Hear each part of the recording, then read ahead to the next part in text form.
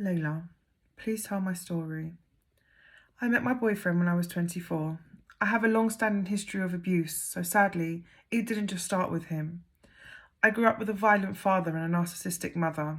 I was already full of physical and mental scars from the moment I met him. I don't really remember a honeymoon period, more so feeling relieved and grateful that someone actually wanted to be with me. And I can't pinpoint when the abuse in my relationship started. It may have been from the very beginning. I just don't know, as it was so normal for me to live like this. I'd never known any different. I didn't know what a red flag was or what gaslighting meant. I was never in my right mind from all the abuse I'd been through growing up. My boyfriend just perpetuated the cycle until I went into a destructive mode. In all honesty, I don't think I ever understood my own reality. I felt like I was nothing more than a hindrance to the world and that I didn't want to live anymore.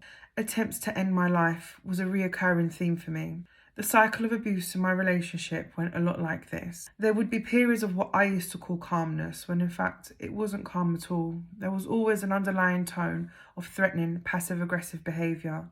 But for me, this was as calm as it would get. This time would normally consist of him bear hugging me very tight and not letting go when I asked him to. More than often, he'd throw away his whole dinner and demand for me to make him something else from scratch. And there was something he used to do. It might not seem like anything to anyone else, but he would ask me to make him a cup of tea or coffee. He wouldn't drink it though. He would just leave it, mug full of drink. And if I ever moved it away from him to throw it down the sink, he would become angry and hurl abuse at me. He'd call me stupid and say, "Why would you take away my mug when I haven't even had a sip of drink yet?" I could never understand why he did it at the time, but now I know that this was a form of manipulation to see how much I could endure of his mental abuse. Behaviours like this were endless, and his tactics drove me insane. I couldn't even chop vegetables in front of him without him telling me that I was doing it wrong. Not that he would ever offer to do it himself anyway. But apparently to him, this was a clear sign of me not being intelligent. I started to get tired of him making me feel stupid. To him, I was never using my brain, I was never paying enough attention. And we stopped being intimate after the first year of being together because he said that I wasn't experienced enough for him. He couldn't have sex with someone who wasn't as intelligent as him. And so eventually, this led me to consciously walk on eggshells all the time, not knowing what to say or do, always trying my hardest not to trigger him. If I said something, it was wrong. And if I kept quiet, that was wrong too. And he would just shout at me more. I never knew what the best form of survival was for myself.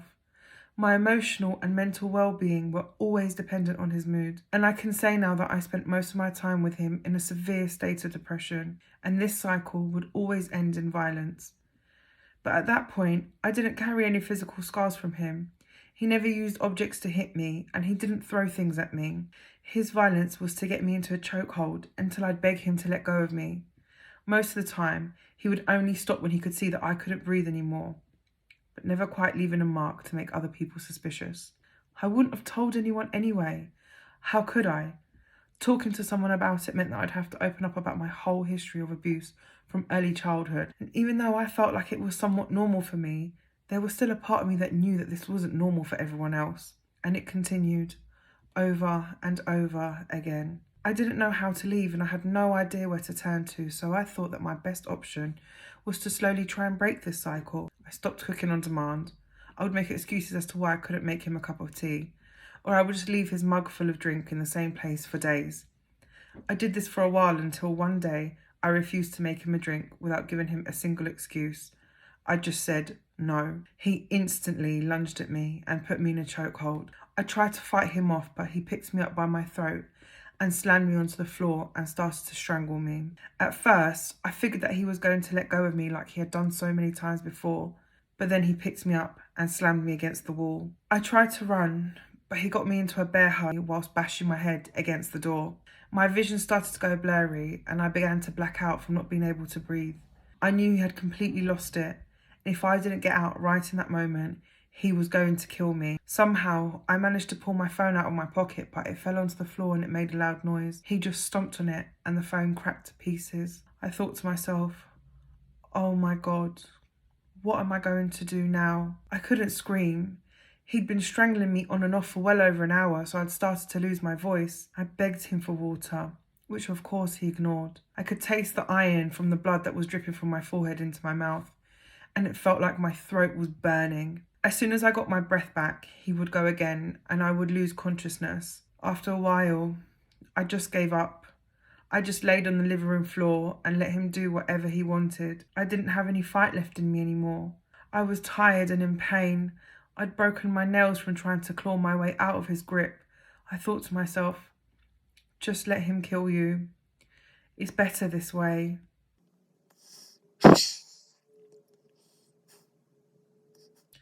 I honestly thought I was going to die, so when I woke up the next morning in bed, I couldn't believe it. He'd carried me to our bedroom, dressed me in my pyjamas, and even tried to clean up the wounds on my head. When I looked at myself in the mirror, I had no idea who was staring back. There was dried blood all over my face, and my eyes were completely bloodshot. My eye sockets were purple, puffy, and swollen. I almost went back to bed, but there was something in me that just wouldn't allow it. I don't know how I got the strength to do so, but I creeped around the house to find his phone so I could call the police and tell them that this man was trying to kill me. I looked around to gather up my clothes from the night before so that I could hand it in as evidence. And I told the police that I would leave the door unlocked just in case I couldn't open it myself. I heard him wake up, and my heart was in my throat. I wanted to throw up. It felt like the police were never going to show, and he didn't once acknowledge me or what he'd done. There was just nothing from him. No good morning, no sorry, nothing. He just acted as if I didn't exist, and it felt like it was the longest 10 minutes of my life until the police finally showed up. I ran to open the door because I knew it would be them. I didn't say anything. I just looked at them and pointed towards the front room where he was sitting. They didn't say anything back. They walked in and eventually arrested him. I felt so numb, and it wasn't until I was being interviewed by them that I started crying. And I couldn't stop. The tears just kept coming. The investigating officers were so gentle with me. I hadn't experienced this much kindness before. My boyfriend pled guilty to the charges brought against him and served a short prison sentence before he was straight back out. I have received a lot of help since I left. I was diagnosed with complex post-traumatic stress disorder, and it's something I live with daily, but my coping skills have become much better. I'm 28 now, and I'm estranged from my parents as I felt like this was the best way I could heal from the abuse that they inflicted onto me too. I've also not had any contact with my ex-boyfriend since he went to prison. I know that healing is a process, but there is a light at the end of the tunnel. And just like me, you will be able to get onto the other side too. So please, ladies, don't ignore red flags.